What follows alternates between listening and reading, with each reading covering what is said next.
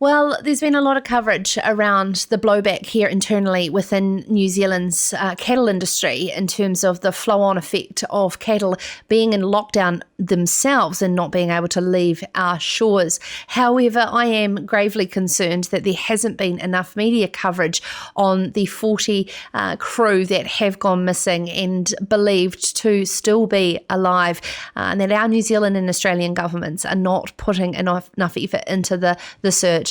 I was circulated, and as I do, and I want to encourage you more and more to send me stuff on social media because I pick it up. And after a show 2 nights ago, I got sent the Fi Baird, who's going to join us next video. It absolutely broke my heart, and then continuously all over today, seeing throughout Facebook the connection I know of to the New Zealanders, but of course the wider Australian, and we know that live export community is an extremely close family. And Fi joins us now. Fi's a Kiwi based in Australia and works in the live export boats, has recently returned from an endeavour. Welcome to Serious Country, Fi. I know that you've specified to me that you're not behind the petitions and the social media aspect, that you just literally decided, bugger it, I'm going to actually film this and drive some movement home on social media because you were getting frustrated. Can you tell us firstly about your background and your job? So, hi everybody. I'm Fi. I'm from the North Canterbury, and I was raised in North Canterbury on cattle stations over there, and I came over to Australia 15 years ago, got involved with the cattle industry here, and 10 years ago I took my first voyage on a livestock ship, and I haven't looked back. And so that's how I ended up in the livestock industry. I've worked as a sole stock person on board for 8 years, so meaning that I take the cattle by myself on board the ships. And I saw something on Facebook the other day. I mean, I was in isolation coming back from Indonesia when the news broke, and because I am a Kiwi, and a lot of people know me through my, I have a clothing label, so I have a bit of a following. I'm making clothing for the girls out on the land, and I had a bit of a following, and a lot of people contacted me thinking perhaps I could have been on that boat.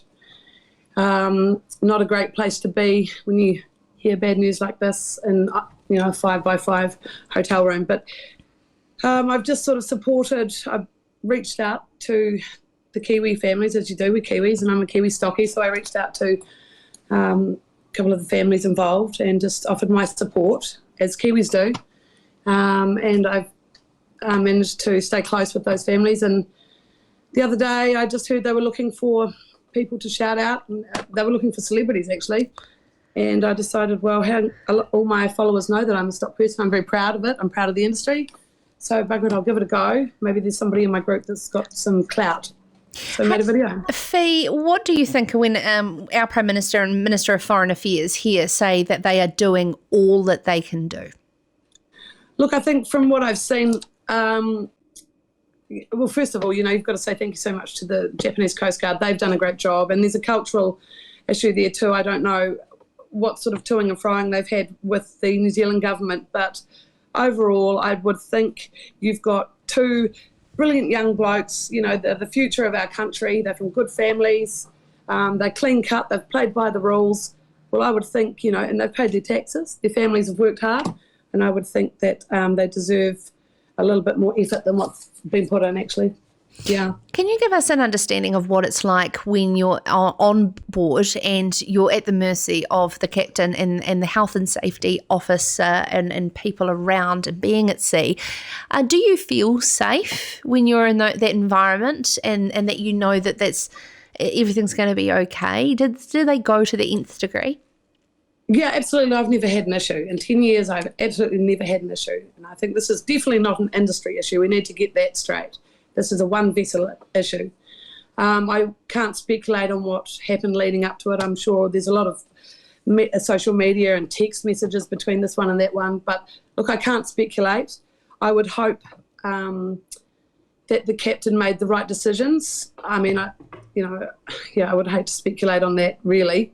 But one thing I do know is, and this is why I've pushed this, is because I believe that the Kiwis and the Australians, this wasn't amateur hour on the ocean, It if there was an emergency, the first people to step up and get things happening would have been the Kiwis and the Australians, yeah. And that is my plight. Yeah, don't give up on these guys.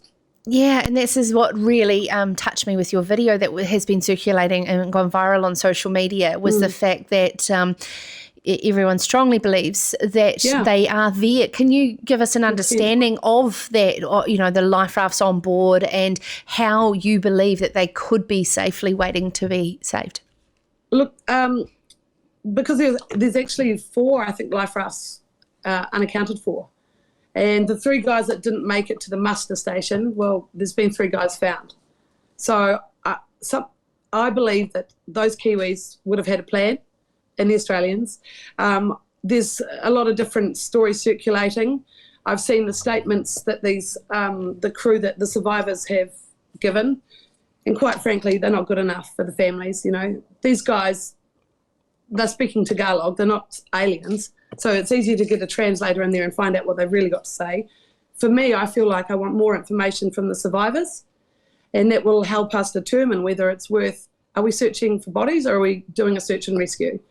And I just feel like, from what I have seen, and I've been privy to some of that information, I just feel like there's not enough, we're not focusing enough on if they have managed to get into a life raft. And there are accounts of them being suited up, ready to go. Those were the last calls that the captain and the crew were getting into life rafts. One of the families has hired an oceanographer, and he, all the calculations are showing that these guys should be around 200 kilometres southeast of the coastal city of Kochi. They have provided this information to the powers to be, and that's all we ask. Come on, get out there and just check that area, put our minds at ease. Actually, I think 2 consultants, 2 oceanographers came up with the same coordinates. They didn't know they were working on the same job along those lines, and they've both come up with the same coordinates, So I think it's worth, a young man, any young man is worth a little bit more time than 5 days. I mean, the Japanese Coast Guard have been searching, but they've scaled it down. They're just doing their regular patrols. But I think, we owe it to those kids. And you're based in Australia. We've had Minister Damien O'Connor put a halt on our livestock exports here, which is having 25,000 cattle in quarantine. That'd be a drop in the ocean compared to what the numbers are in Australia. Has the likes of that happened as well over there? No, not at all. I mean, we're running a good business here. We're a clean-cut business. Like I said, this isn't an industry issue. This is a vessel issue. And I think that the knee-jerk reaction from the New Zealand government and everybody in this industry over here said straight away, it'll be banned by the end of the day. And standard issue, We need to realise that primary industry, this industry alone, like the export of dairy and breeder cattle to China, brings in $69 million a year. Oh, so far this year to New Zealand. We are propping up the country during this time. Primary industries is propping up the country. And putting a halt. I mean, like you say, we've got 25,000, 26,000 head of cattle sitting around waiting to be shipped to wherever, China, wherever. But this is a lawful business. And we're not doing anything wrong. I'm going to take the opportunity to ask, and this is fully just a personal question to you, Fi, and in full respect to the Gulf Livestock One.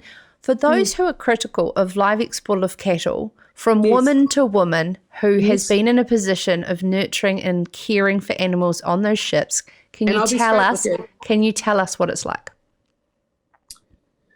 I have seen so much change in the last 10 years. I'm so proud of my industry. I really am. And I think there's the notion of the death ships. Well, that's bullshit.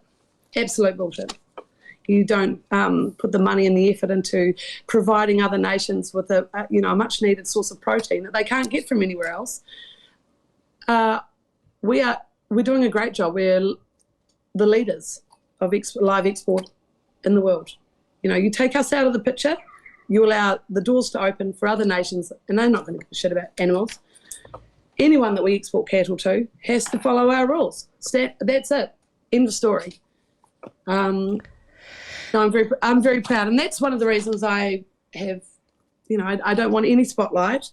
But I would like to think that if I was on a ship and I went missing, that my peers and my friends would do everything they could to find me. And that's, yeah. Thank you so much for taking the time to join us, Fi Baird there. And of course, I want to highlight the GoFundMe.com campaign, which is up to nearly $50,000 as the families are looking to put money towards satellite and drone surveillance technology and search and rescue to bring their crew home. This is Sarah's Country.